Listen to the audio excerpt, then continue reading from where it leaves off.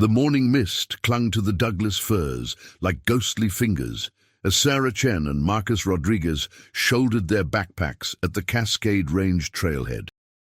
It was October 15th, 1992, and the autumn air carried the crisp promise of winter's approach.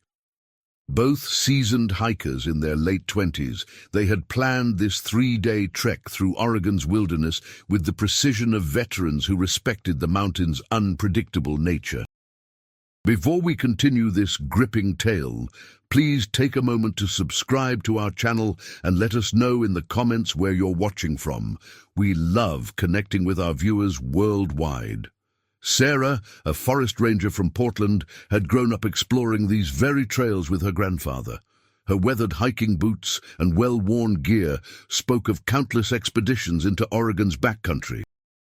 Marcus, a geology graduate student at Oregon State University, had moved to Corvallis 2 years prior, drawn by the region's volcanic history and diverse terrain.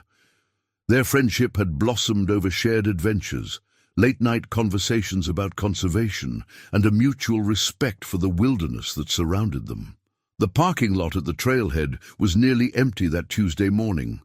A lone pickup truck sat covered in morning dew, its owner likely having started before dawn. Sarah checked her compass and studied the topographical map one final time, tracing their planned route with a gloved finger. They intended to follow the Pacific Crest Trail for 12 miles before branching off onto a lesser-known path that would take them to a remote alpine lake Marcus had discovered during a geological survey the previous summer.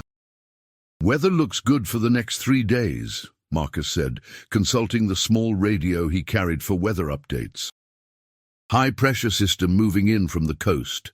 Should be clear skies and temperatures in the 50s during the day." Sarah nodded, adjusting the straps of her forest green pack.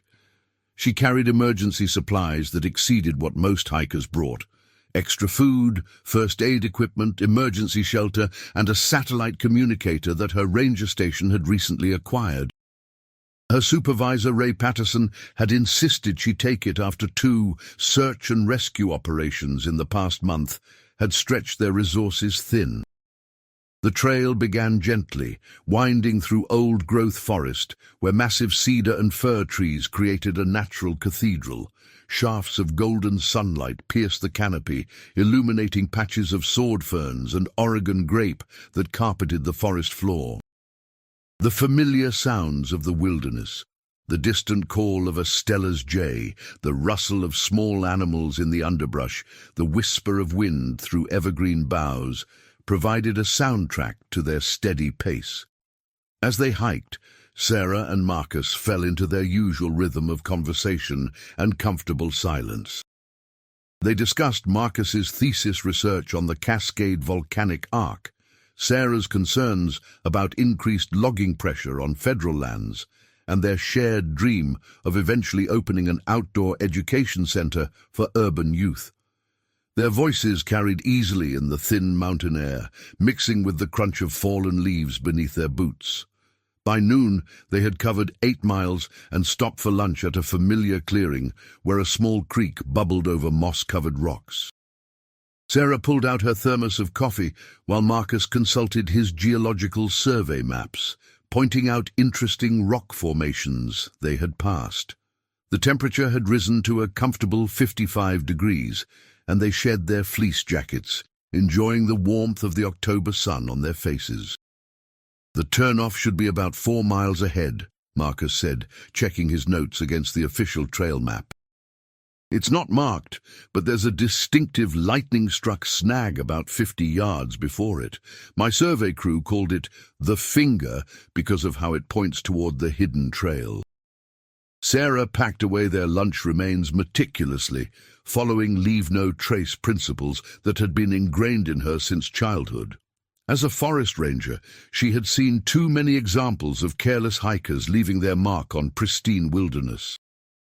Every candy wrapper, every cigarette butt, every shortcut trail carved by lazy feet was an affront to the natural world she had dedicated her life to protecting.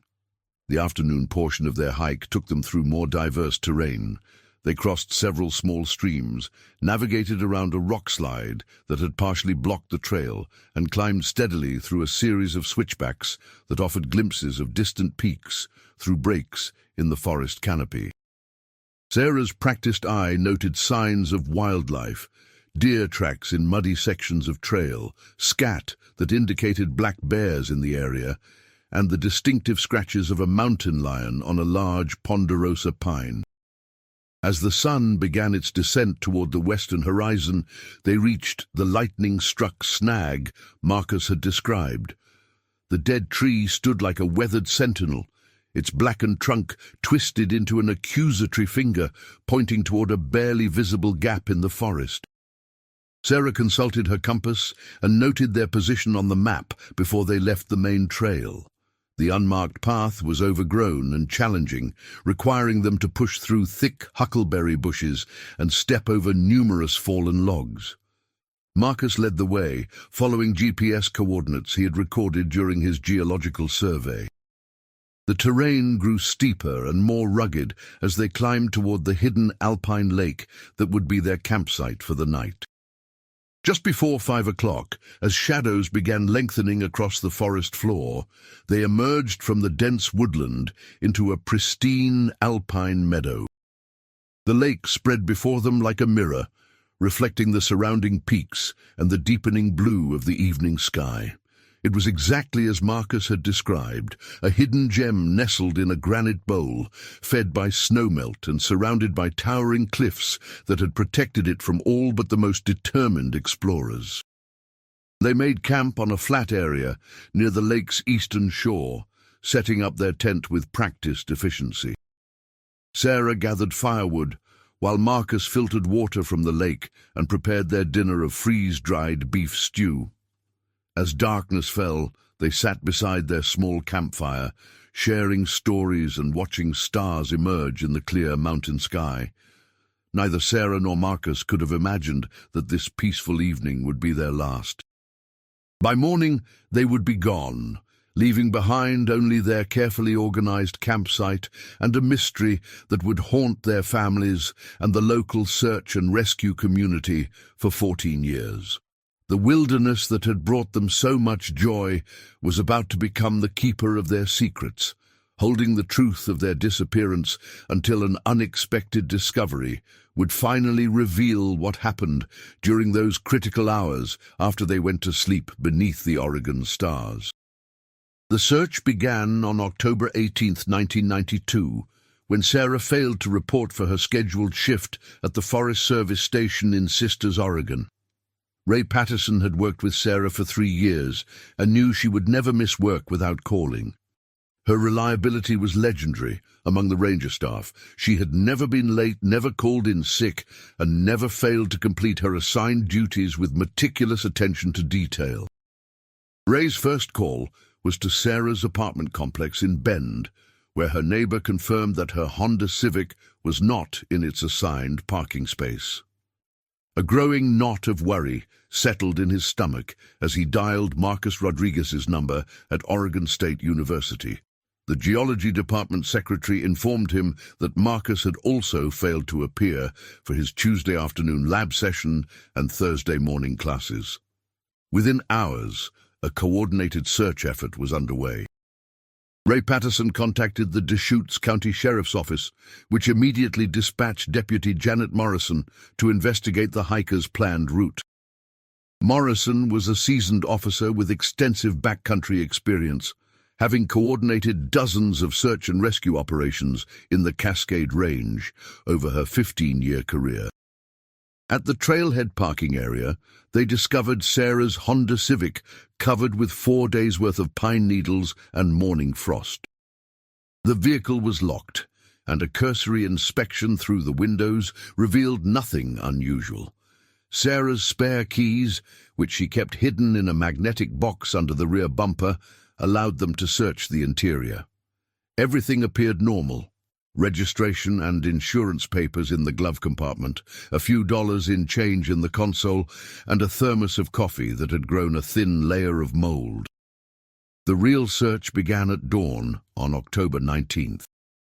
Ray Patterson led a team of 6 Forest Service employees, while Deputy Morrison coordinated with the Deschutes County Search and Rescue Team. The initial group included 12 volunteers, 2 tracking dogs, and a helicopter crew from the Oregon National Guard. The weather had remained clear and cold, with nighttime temperatures dropping into the 20s, conditions that could be deadly for anyone caught unprepared. Following the Pacific Crest Trail, the search teams moved methodically, examining every side trail, creek bed, and potential camping spot.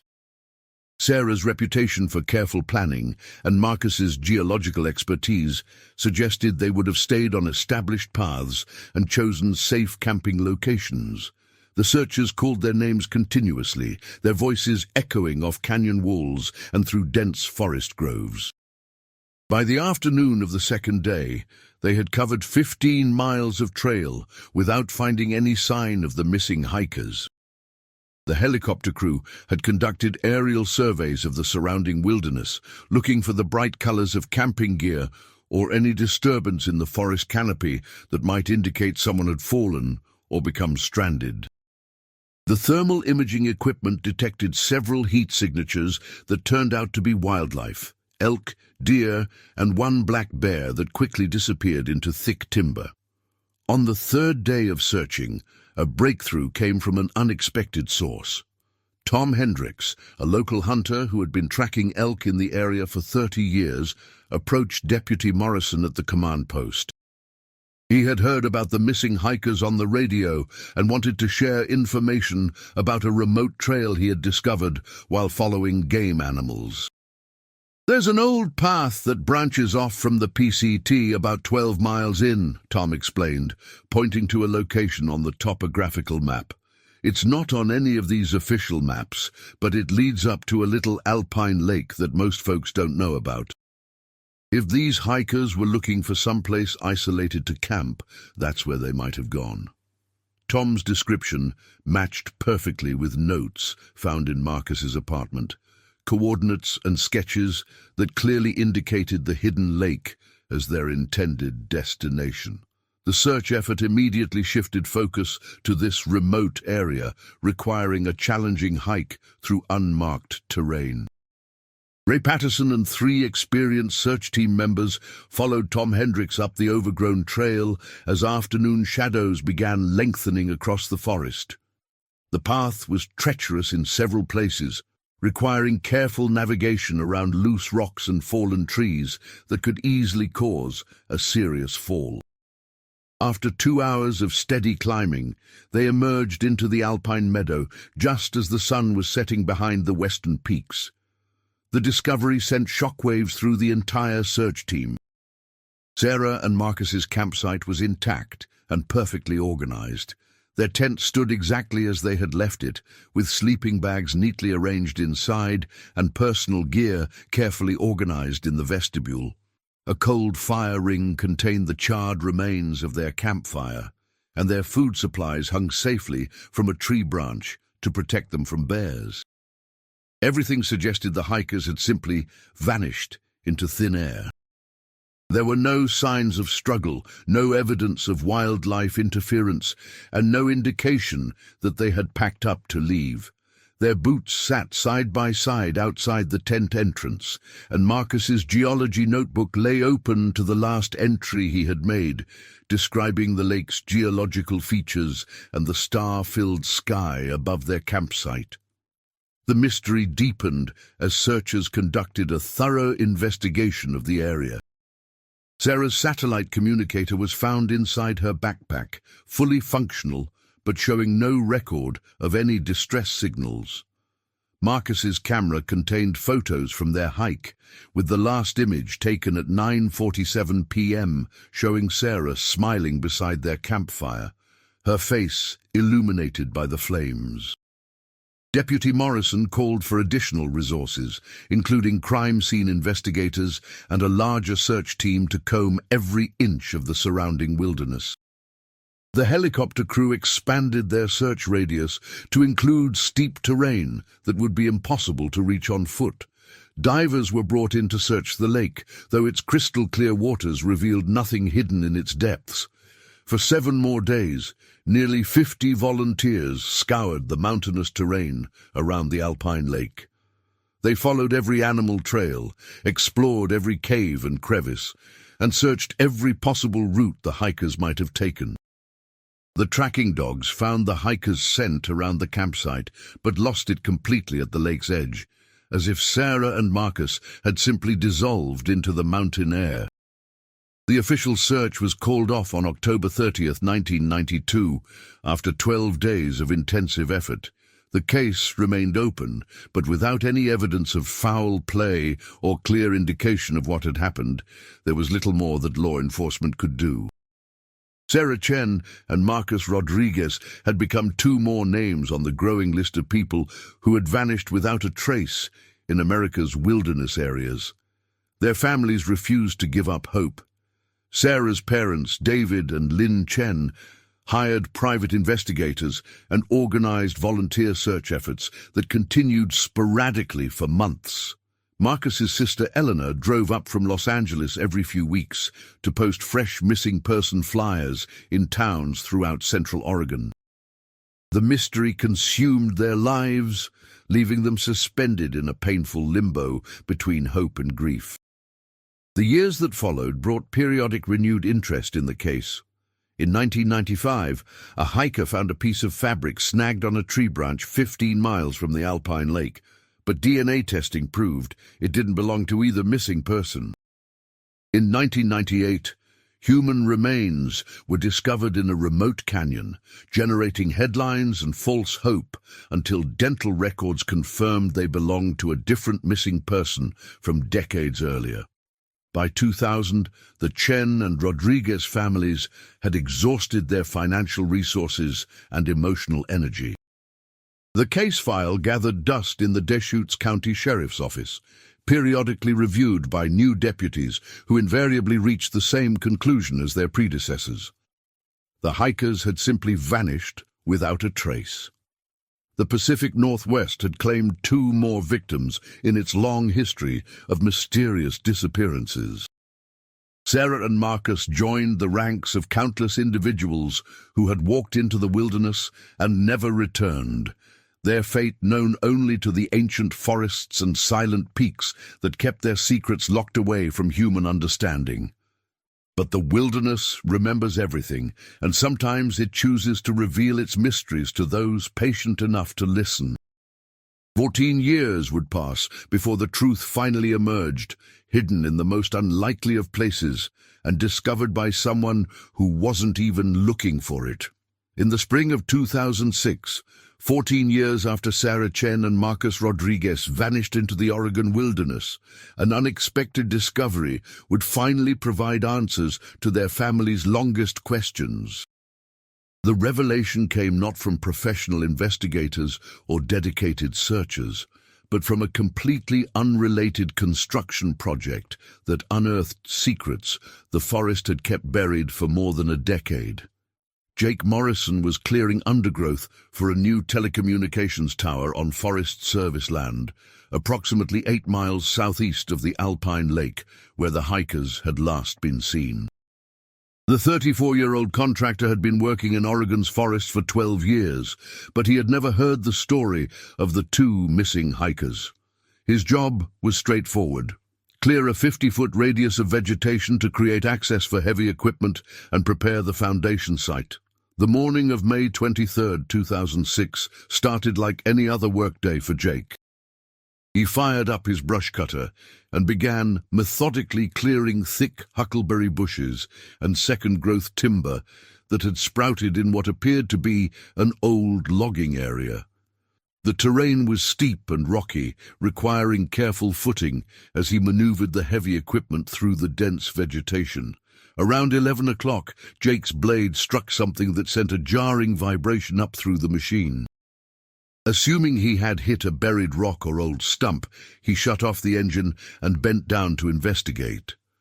What he found instead was a corner of something artificial, a piece of faded orange fabric, partially buried under years of accumulated forest debris. Jake's initial thought was that he had discovered an old piece of camping gear, probably left behind by careless hikers years earlier.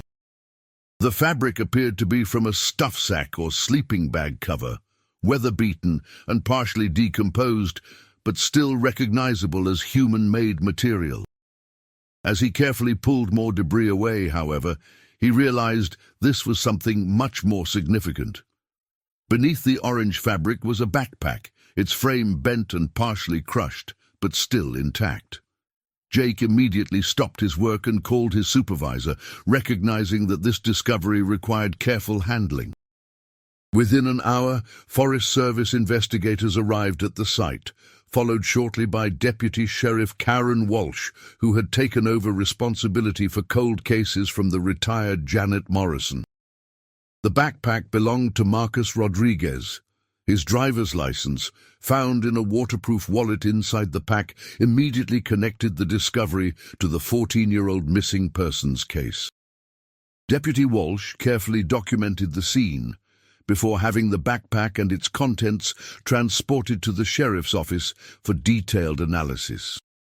Inside Marcus's pack, investigators found items that told a story of careful preparation and sudden crisis. His geology notebook was damaged but partially legible, containing detailed observations about rock formations and mineral compositions he had studied during their hike. More importantly, they found a hand-drawn map tucked inside a plastic bag, a map that would prove to be the key to understanding what had happened during those final hours. The map was drawn in Marcus's distinctive handwriting, showing the alpine lake, their campsite, and a detailed route leading away from the area. Unlike the official topographical maps searchers had used in 1992, this hand-drawn version included terrain features that Marcus had observed and documented during his geological survey work.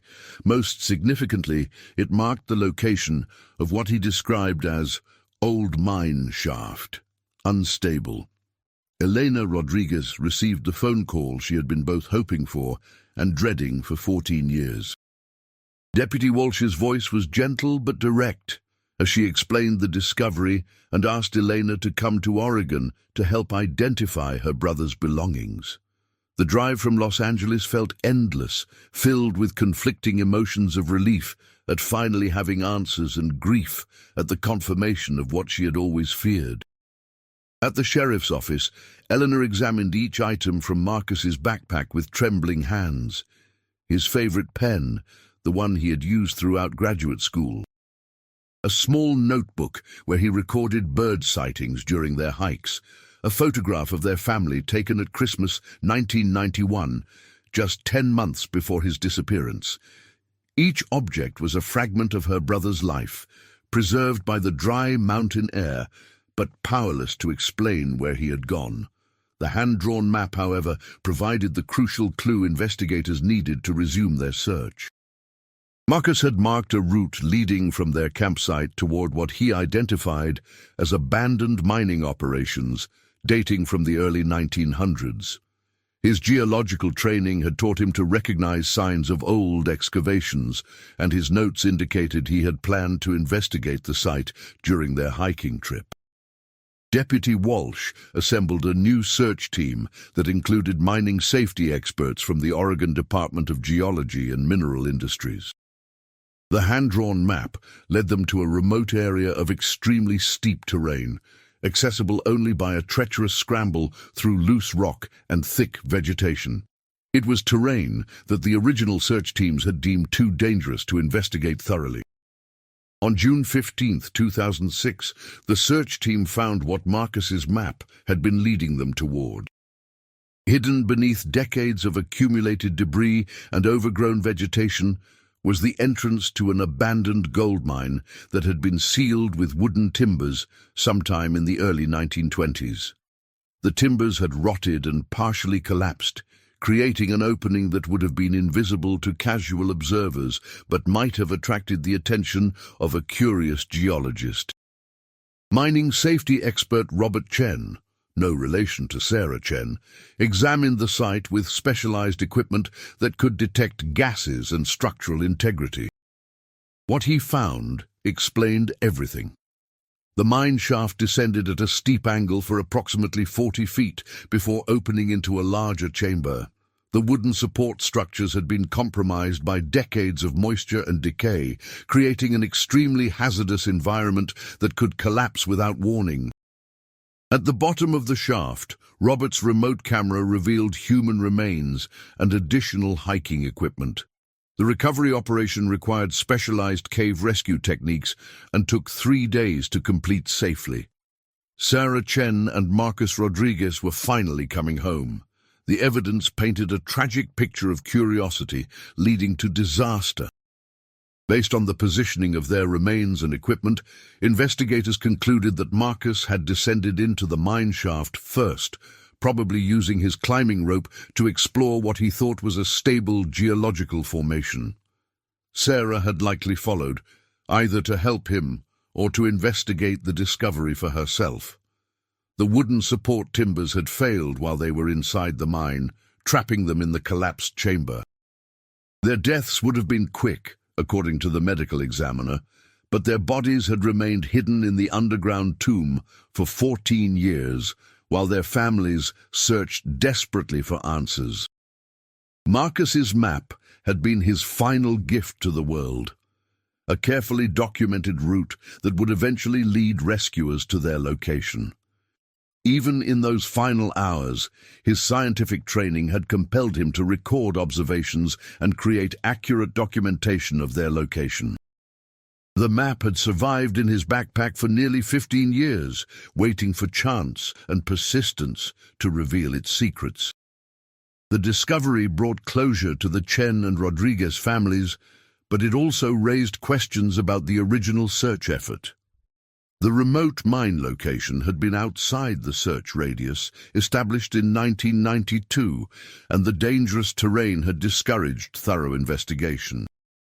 Deputy Walsh acknowledged that modern search techniques and equipment might have located the mine sooner, but she emphasized that the searchers had done their best with the resources and knowledge available at the time.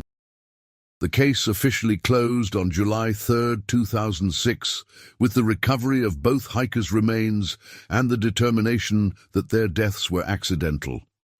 Sarah Chen and Marcus Rodriguez were buried in their respective hometowns, finally at rest after 14 years of uncertainty. Their story became a cautionary tale about the hidden dangers that exist even in familiar wilderness areas, and the importance of sharing detailed itineraries when venturing into remote locations. Sarah Chen's memorial service was held on a perfect July morning at the Bend Community Church, where hundreds of mourners gathered to celebrate her life and mourn her loss. Current and former Forest Service colleagues filled the front pews, sharing stories of her dedication to wilderness preservation and her skill at teaching others to love and respect the natural world. Her parents, David and Lynn Chen, had aged visibly during the 14 years of uncertainty, but they spoke with quiet dignity about finally having answers to their longest questions. Sarah always said the mountains would call her home someday, Lynn Chen told the assembled mourners. We just never imagined it would take so long for us to hear that call. Ray Patterson, now retired from the Forest Service but still living in Sisters, delivered a eulogy that captured Sarah's commitment to protecting Oregon's wilderness areas. He described her as someone who understood that every trail, every campsite, and every pristine lake was a sacred trust that required constant vigilance to preserve. Her death in the place she loved most was both tragic and somehow fitting for someone who had devoted her life to the mountains. Marcus Rodriguez's funeral in Los Angeles drew a different but equally devoted crowd. Graduate students from Oregon State University made the long drive south to pay their respects to a colleague whose passion for geology had inspired their own academic pursuits. His thesis advisor, Dr. Patricia Williams, spoke about Marcus's natural curiosity and his ability to see geological stories written in rock formations that others walked past without noticing. Elena Rodriguez had kept her brother's room exactly as he left it for 14 years, unable to pack away his belongings while his fate remained unknown. Now, finally, she could begin the process of saying goodbye. She donated his geological equipment to the university and established a scholarship fund for graduate students studying Pacific Northwest geology. The scholarship required recipients to complete a wilderness safety course, a requirement that would have made Marcus smile. The discovery of the hand-drawn map sparked changes in search and rescue protocols throughout Oregon. Sheriff's departments began incorporating abandoned mining sites into their search planning, recognizing that curious hikers might be drawn to explore historical remnants they encountered in the wilderness. Mining safety experts were added to search teams investigating disappearances in areas with known historical excavations. The Forest Service also updated their trail information systems to include warnings about unmarked mining hazards in popular hiking areas. Sarah's former colleagues created interpretive signs at trailheads, explaining the history of mining in the Cascade Range and warning hikers about the dangers of exploring abandoned excavations. The signs included Sarah's photograph and a dedication to her memory. Jake Morrison, the construction worker whose brush cutting revealed the first clue, found himself thinking often about the random nature of discovery. If the telecommunications tower had been planned for a different location, or if he had been working just a few yards away, Marcus's backpack might have remained buried for many more years. The thought that families could wait decades for closure troubled him, and he began volunteering with local search and rescue organizations. The families of other missing persons throughout the Pacific Northwest contacted Deputy Walsh after learning about the Chen Rodriguez case resolution. Each hoped their loved one might have left similar clues, waiting to be discovered by chance or renewed investigation. Some cases were reopened based on new search techniques developed since the original investigations, but most remained as mysterious as ever.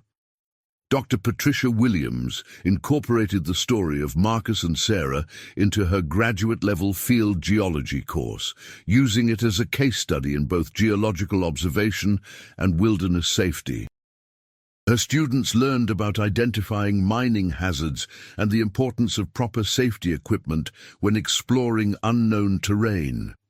The lesson always ended with a moment of silence for the two hikers whose curiosity had led them into danger. The alpine lake, where Sarah and Marcus had spent their final evening, remained as pristine and beautiful as they had found it in 1992. Hikers still discovered the hidden trail and made the challenging climb to camp beside its mirror-like waters. Many left small stones stacked in memorial cairns, creating silent monuments to the two people who had loved this place enough to die for it. Ray Patterson returned to the lake one final time in the summer of 2007, carrying a small plaque that the Forest Service had authorized him to install. The bronze marker was simple and dignified, reading, "In memory of Sarah Chen and Marcus Rodriguez, who found peace in this place. 1992-2006. He secured it to a large boulder near the shoreline, where it would remind future visitors of the two hikers who had discovered both beauty and tragedy in Oregon's wilderness. The case of Sarah Chen and Marcus Rodriguez became a study in the patient nature of truth. For 14 years, their families had lived with uncertainty, never knowing whether to hope or grieve. The wilderness had kept their secret with the same indifferent permanence that characterized all natural processes: erosion, growth, decay, and eventual revelation. Marcus's map had been his final message to the world, a testament to the scientific mind that continued working even in crisis. His careful documentation of their route and observations about geological hazards had ultimately saved future hikers from similar tragedies. Sarah's dedication to wilderness preservation lived on in the safety improvements and educational programs created in her memory.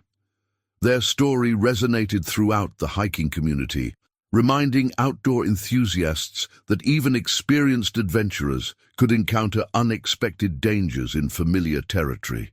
The mountains they loved had claimed their lives, but their legacy lived on in improved safety practices and the countless hikers who learned from their example. The truth had taken 14 years to emerge, hidden in a hand-drawn map that survived forest fires, winter storms, and the patient work of decay and renewal that characterized all wilderness areas. When it finally surfaced, carried by the random intersection of a construction project and accumulated debris, it provided the answers that two families had been seeking for half their adult lives. Chen and Marcus Rodriguez had vanished into Oregon's forest in 1992, but their story continued long after their deaths. The map Marcus drew during their final hours became a bridge between mystery and resolution, between the questions that haunted their loved ones and the peace that comes with finally knowing the truth.